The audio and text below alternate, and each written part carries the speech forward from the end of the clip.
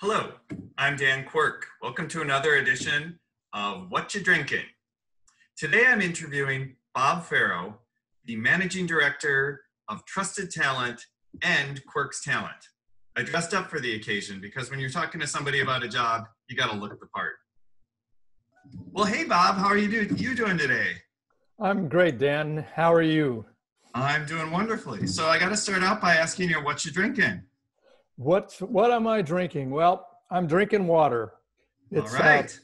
It's a good thing to do here while you're working from home all day long. And just on a personal note, we've discovered that there's some alcoholism in our family, and alcoholism is a family disease. So one of the ways that I can help out my family is I've switched to water. And it's not. I think that's completely appropriate. And what you drinking? Desert. Huh? You're also in the desert, so you got to have your water. Yeah, it's 106 out there today, and when you play golf and that, it's pretty warm. So. Wow. Well, I'm drinking tea today in a mug that my niece gave me that says "Live like Rose, love like Blanche, think like Dorothy, and speak like Sophia." So from the Golden Girls. And the tea that I'm drinking, which I'll show you, if I hold it up here, it's just a wonderful chamomile citrus tea. And I have to tell you what happened with that is I got it from the ILTS conference that's put on by Quirks and TMRE at the Radisson Blu in Chicago. And I took a bunch of them because I love the tea so much. So very good. Well, anyway, thanks for joining me today. I did want to ask you, you are an executive recruiter. And I wanted to know, obviously the economy within just 6 weeks has radically changed. We have about 20% of the American workforce out of work. What does a recruiter do at this time? What do you tell people at this time?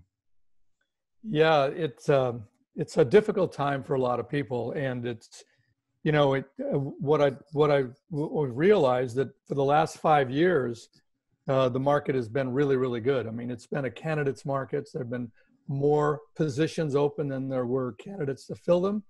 But overnight, the tables turned. And fortunately, there's a lot of really good companies that are still talking to candidates. But overall, we spend most of our time just basically trying to encourage people. Because if we focus on the future, we know that we're going to get to a recovery period. We're going to come out of this. It's going to be kind of ugly and messy right now, but it's not going to be forever. So my goal is to encourage other people. There's lots of things that a candidate can do, and we can talk about that, but it's basically keep our spirits up, keep each other, we have a sense of community because we only work in the market research industry. And so all of our friends are the same kind of people that we've always met at the great Quirks events we've been to over the years. Now, obviously you're seeing a lot more candidates come through your service. Are you seeing still jobs? Are people still hiring? Or are you hearing that they're going to be hiring? Or right now, is it still just kind of a holding pattern? Well, there's two things. Some of the companies are on hold and others are interviewing.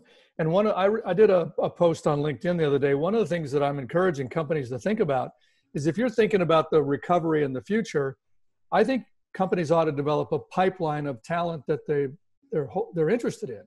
Because when we come out of this, the process of identifying and onboarding new talent, it takes a while, and you'll lose time if you've completely shut down your whole process. So I encourage companies to consider building a pipeline, especially true with salespeople.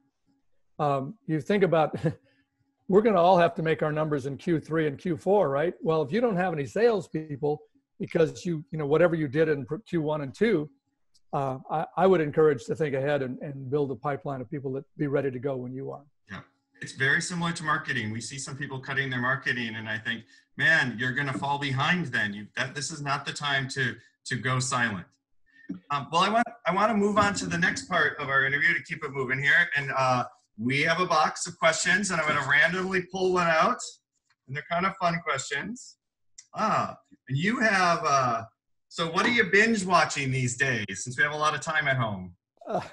Well, that's kind of a bad thing because you're stuck at home for 6 weeks now. I end up watching a whole lot of TV and flipping between Netflix and Amazon Prime, but I discovered my TV has a YouTube channel, and I really had a good time surfing, finding the YouTube programs I like, and I really was impressed with the quality. So YouTube for me has become more than something I can watch on the phone.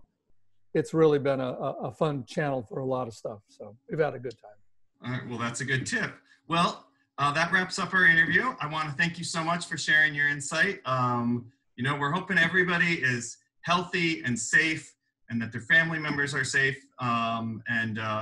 This is just our fun way of trying to be social at a time when we're supposed to be social distancing. So thanks so much for joining us, Bob. Dan, thanks for having me. And I'm glad you and your team there is doing well. And I wish you success as you figure out what you're going to do for the coming out of this recovery. So thank you. Thank you. All right.